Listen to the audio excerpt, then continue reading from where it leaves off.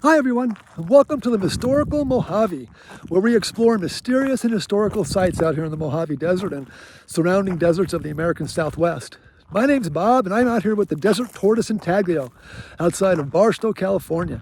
But we're really on our way to the Colorado River, where we hope to find 8 more intaglios, much larger than this one. Giants sleeping on the desert floor, really only discernible from the sky. You've probably heard of the Nazca lines in Peru, tremendous figures of animals, people, and geometric shapes imprinted on the desert floor.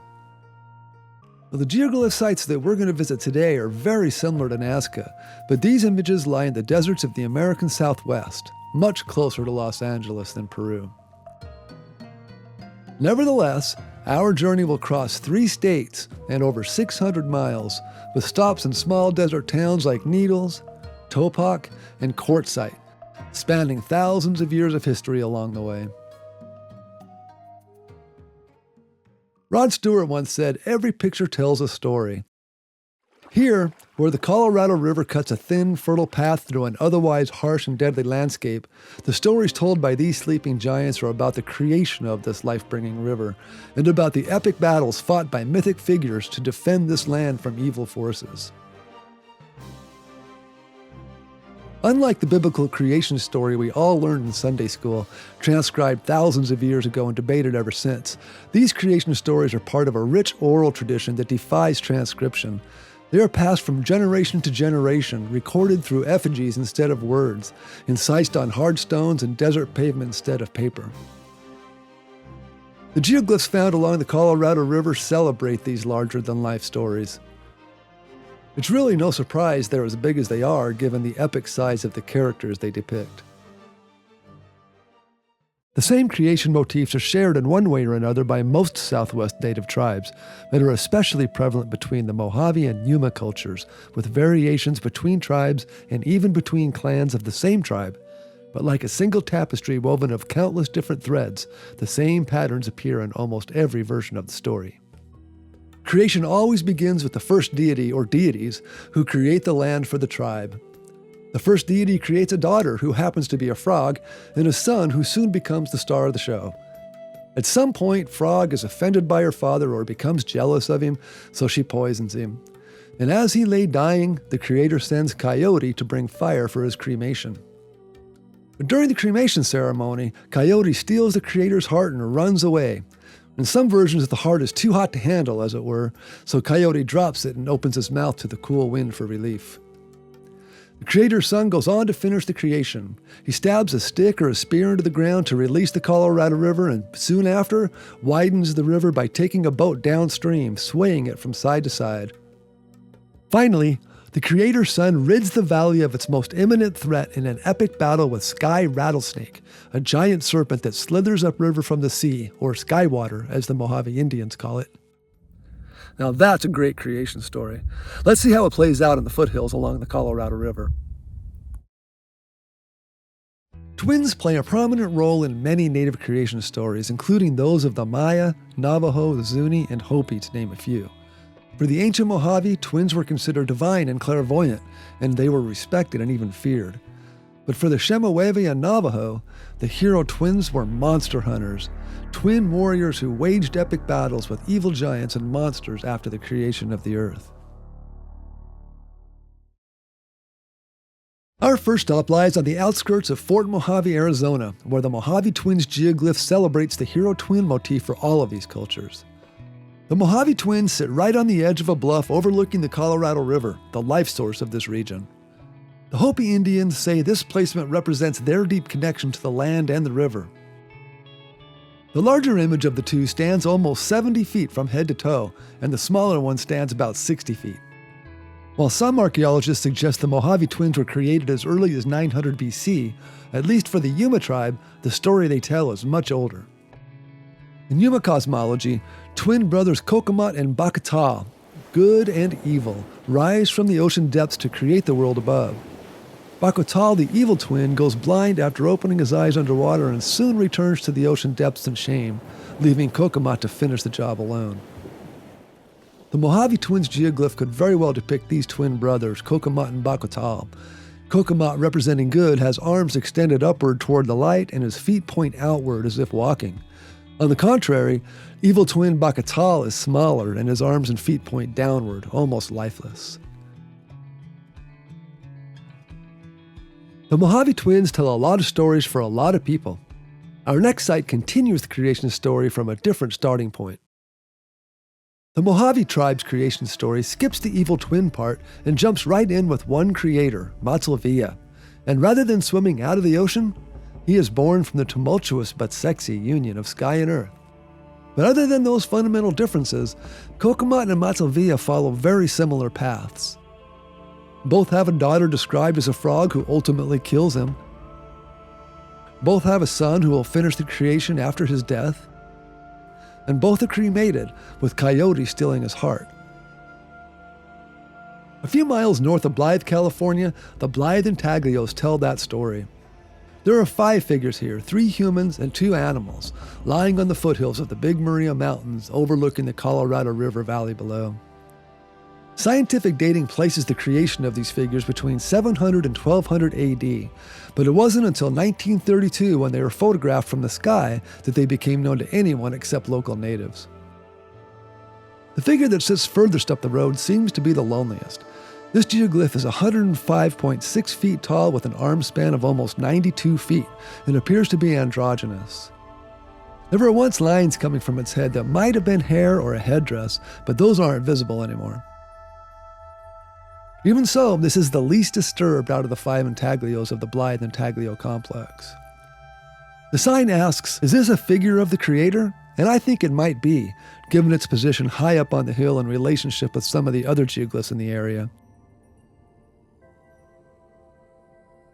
You can really get an idea of the scale of this figure from a few hundred feet up in the sky.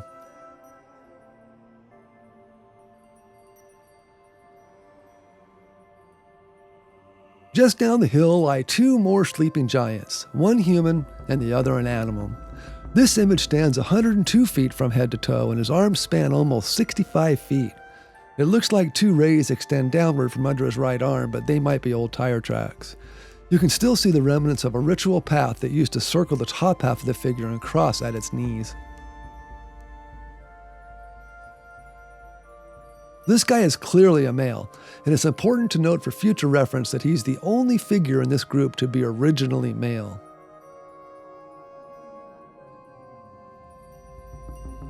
Looks like somebody may have added some quartz eyeballs. Pretty stunning from above.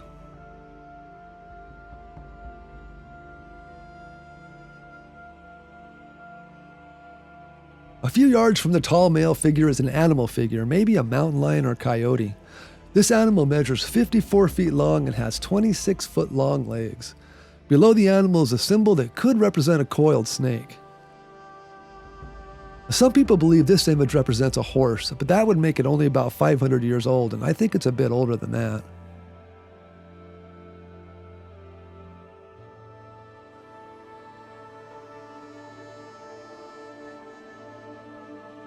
The next 2 intaglios sit on a bluff about a quarter mile away across a ravine and up a steep path. On this windy bluff top, the largest of the Blythe intaglios measures 171 feet from head to toe with an arm span of 147.6 feet. He's a lot bigger than the images on the other bluff. Like the first geoglyph on the other side, this figure once had hair-like lines coming from its head, but they're faded now or just covered up by old tire tracks. This geoglyph has more defined features than the others too, including knees, toes, elbows, and fingers. Back in the 1970s, the right foot and left leg of this image were damaged during a restoration project. Originally, both feet pointed outward. It's difficult to ignore the elephant in the room, but that's not an elephant. We already saw the only true male image of the Blythe complex. The detached body part was added sometime after the first photos were taken in 1932, but before 1976, so this image was originally androgynous.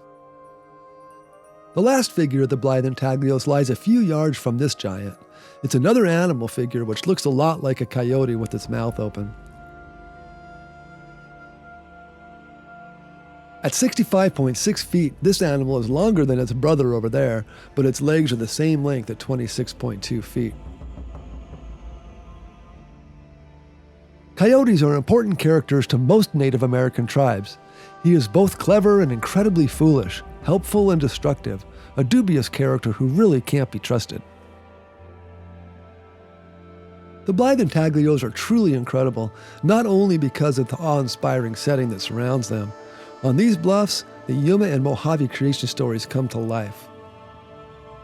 Kokomaht or Matevilya, the first deity, sits highest on the hill, measuring with outstretched arms the land belonging to the native people.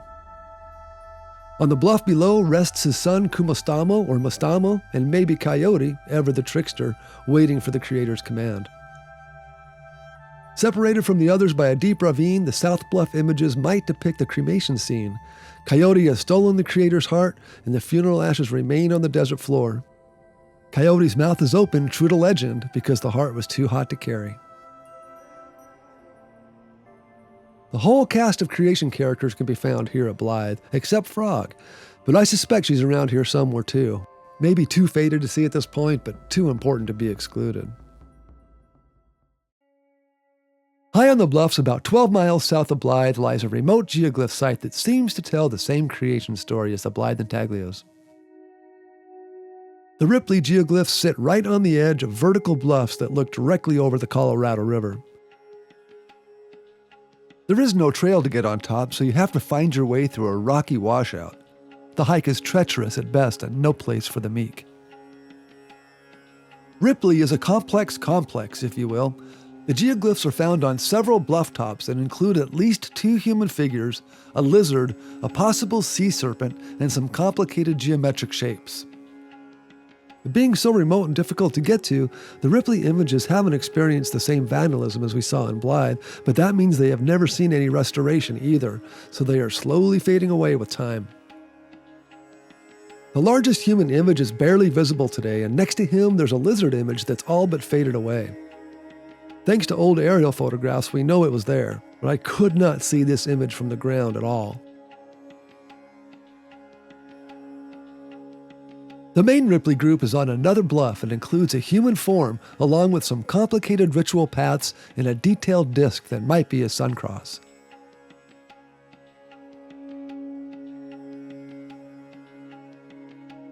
The human form looks like it is holding a staff in his left hand.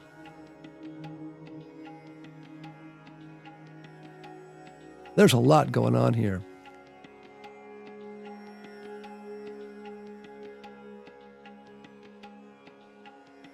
I thought I saw another image on the next bluff, so I hiked over to check it out. From the ground, it's hard to tell what it is. But from the air, it looks like a sea creature coiled up on the cliff edge.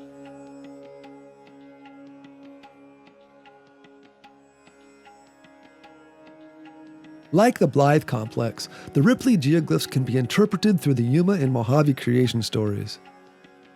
On the top of one bluff, the creator, Kokomaht or Matevilya, stands arms outspread next to a barely discernible frog. On an adjacent bluff, his son Kumastamho or Mastamho creates the sun in his right hand and holds a staff or spear at the ready in his left. And on yet another bluff lies a monster in wait, maybe Sky-Rattlesnake himself in his truest form as a sea serpent.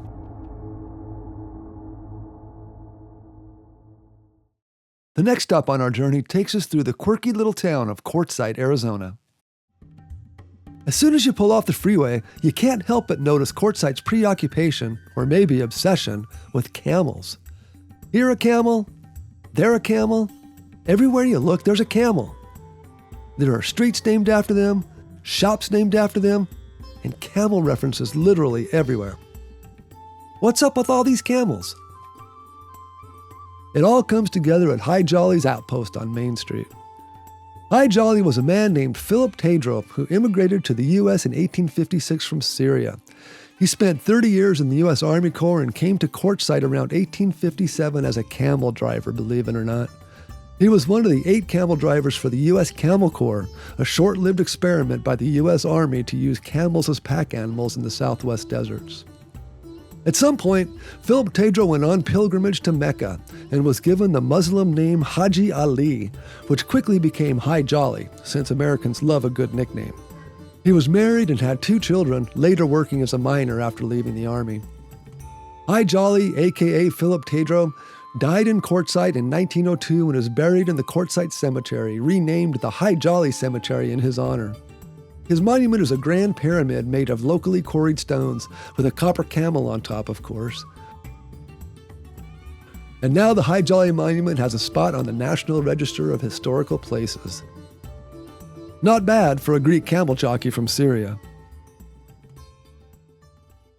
Along with the camels and the Hi Jolly Monument, Quartzsite is known for a nice little group of geoglyphs that sit on a bluff just above town. You can actually see and hear the freeway from here. The Quartzsite intaglios include about 14 individual geoglyphs, all within a comparatively small area. There are human images here that might be Matevilya or Kokomaht, maybe a fish, and geometric shapes, all protected by a fence and some pretty nasty roads. You can see this complex a lot better from the air.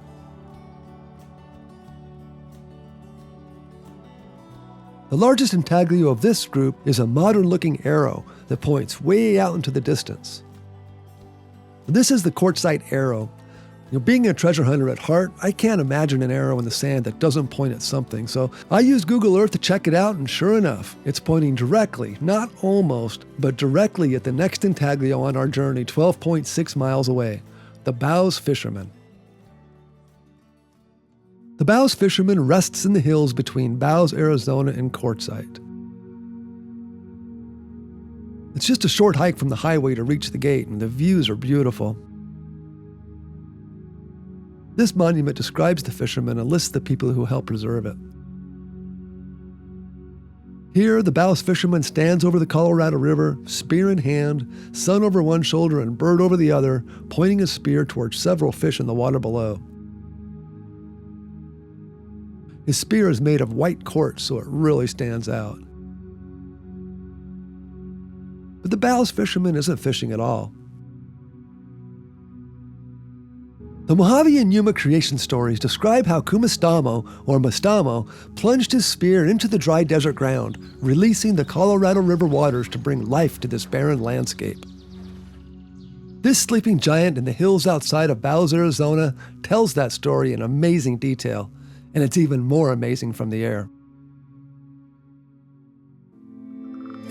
Rattlesnakes appear in many Native American stories. For the Hopi, they are protectors of water and have a direct connection to the ancestors. For the Navajo, Big Snake was a spirit guide who led the Bitter Water clan out of the underworld. The Chemehuevi tell how Rattlesnake was given fangs to defend itself from mistreatment, bringing death to man.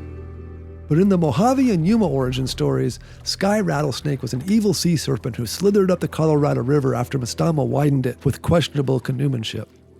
After a great battle, Mastamho or Kumastamho cut off Sky-Rattlesnake's head and its blood turned into nasty, noxious flying insects. Nice. The ancient creators of the desert giants didn't fail to document this event forever on the desert floor about 12 miles outside of Parker, Arizona. The Parker Snake Geoglyph is one of several protected sites in the area.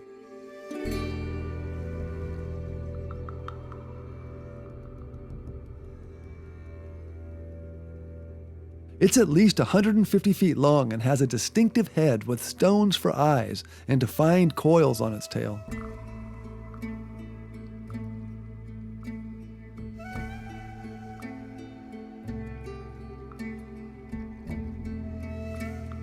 Some Mojave Indians believe its eyes are so powerful that they glow in the dark. This is a pretty remote spot, and it's super peaceful. It really feels like the Parker Snake has been here forever, watching the sun rise and set for eternity.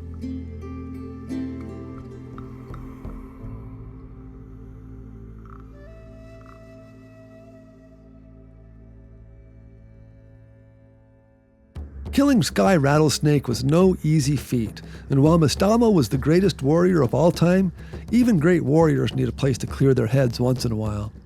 The next stop on our journey is just such a place, a tremendous site where warriors would stop for spiritual cleansing after battle.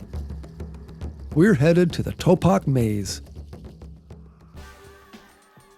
But before we head into the hills looking for spiritual cleansing, let's take a quick side trip to see some U.S. history, specifically the history of the great state of Nevada. We're on our way to visit the southernmost tip of the Silver State, where Nevada ends and California begins. To get there from Fort Mojave, take Aztec Road over the bridge to the Colorado River's west side, then down the first road on the left for a little less than a mile. Nevada became a state on October 1st, 1864, but it changed shape several times between 1860 and 1867 as the U.S. government granted rich mining resources from Utah and Arizona. The southern point of Nevada as we know it today wasn't defined until January 18, 1867, when Congress finally annexed it from Arizona.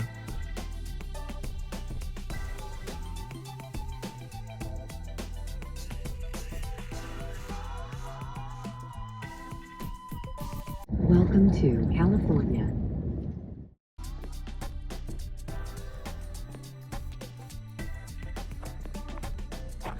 Well, we made it to the southernmost tip of Nevada. So the Colorado River behind me divides Nevada, California, and Arizona. So about a stone's throw out in the middle of the river is the southernmost tip of Nevada, the Great Cape of Nevada, as it were. That means on that side of the river is Arizona. Right here behind me is Nevada, and over here is California. A strange little imaginary spot. Next up, Topak Maze. Pulling into Topak, you can't miss the old Trails Arch Bridge crossing the river in the distance. You might remember it from the Grapes of Wrath, when the Joan family enters California during the Depression. Or from the introduction to Easy Rider, when the boys pass it while Steppenwolf's Born to be Wild plays in the background. The Topak Maze isn't really a maze at all. It's a huge hillside covered in furrows about 10 inches deep that stretch in every direction as far as you can see, creating a massive geometric pattern.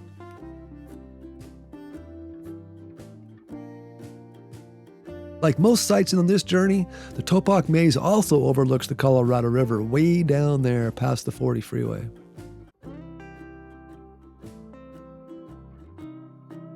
There are only about 10 acres left here now, but before the freeway came through, it was much larger. This is one of the earliest photographs of the Topak Maze. E.S. Curtis took it in 1907, though he called it the Stone Maze then. According to the U.S. Fish and Wildlife Service sign, Indian warriors would stop here after battle for spiritual purification before returning home. I'm not sure if they would walk the furrows or just rest here, but with a nice breeze cooling down the 95-degree weather like today, it definitely feels refreshing. Now, I can imagine the Mojave twins stopping here themselves for some purification after kicking some monster butt up on the hills. As we near the end of our journey, we find ourselves back in the desert outside of Blythe, California, but we're finishing up with 3 sites that might be the most fragile and controversial of them all. Solar power on a grand scale is the new gold rush of the desert Southwest, and just outside of Blythe are some of the largest solar farms in the United States, stretching for miles and miles on both sides of the road, and there have been plans to build more. The El Tosco Geoglyph sits smack in the middle of this looming environmental disaster, nearly surrounded by encroaching solar farms. In Spanish, Tosco means rough. I'm not sure if that refers to the geoglyph or the ride getting here, but it definitely works for both. The El Tosco Geoglyph is not easy to spot from the ground, even though he measures 167 feet from head to toe and is more than 34 feet wide at the shoulder. The shape of this geoglyph is different than all the other human shapes we've seen on this trip. It reminds me a lot of the Barrier Canyon-style pictographs of southern Utah, those long, wedge-shaped silhouettes with no features and are pretty scary. It makes me wonder if the desert archaic people of southern Utah followed the Colorado River downstream to this place and stayed long enough to leave their distinctive mark on the desert floor. For the Yuma and the Mojave, El Tosco represents Matevilya's descent from the cosmos to the earth, an event that happened near the Granite Mountains some 30 miles from here between Blythe and Joshua Tree. In fact, Google Earth proves that the El Tosco geoglyph aligns perfectly with the distant granite mountains, almost like a shadow cast on the desert floor.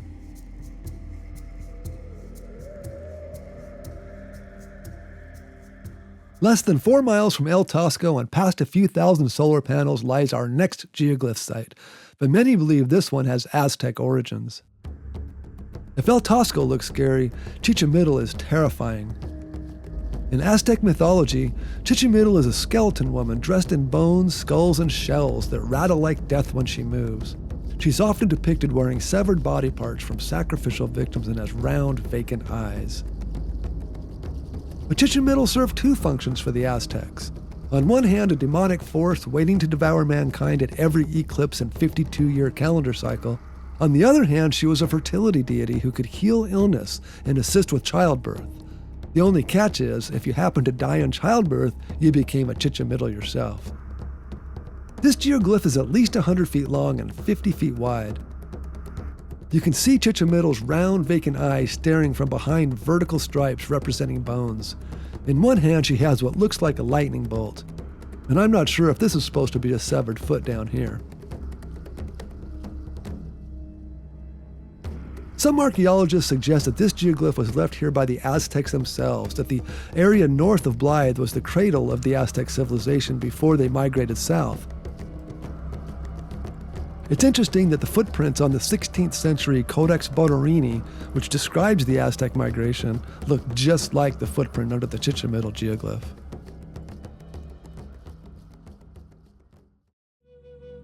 And last but not least, most of us know who Kokopelli is, the native flute player hunched over his instrument with a prominent feathered headdress and stripes on his back. Kokopelli appears everywhere in the American Southwest.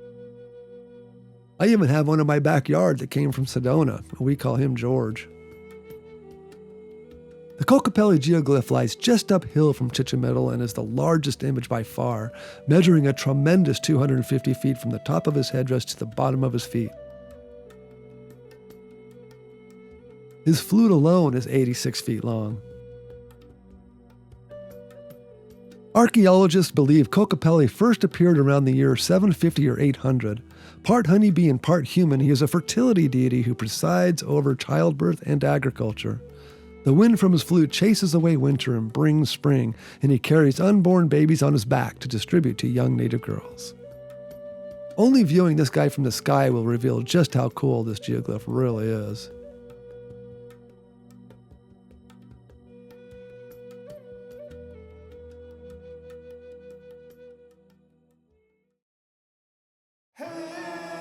These geoglyph sites are quite literally under attack from people who don't understand or don't care about their importance to the Native Americans and to our collective American history.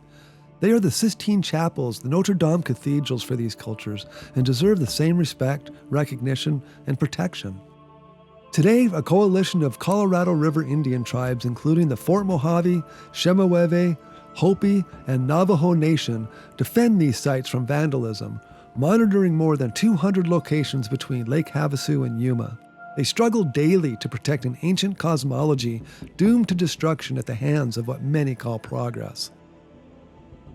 I hope this video conveys just how important and fragile these geoglyph sites are out here on the desert floor, and how important it is to protect and maintain them for all of our collective futures. Thanks everyone, see you next time.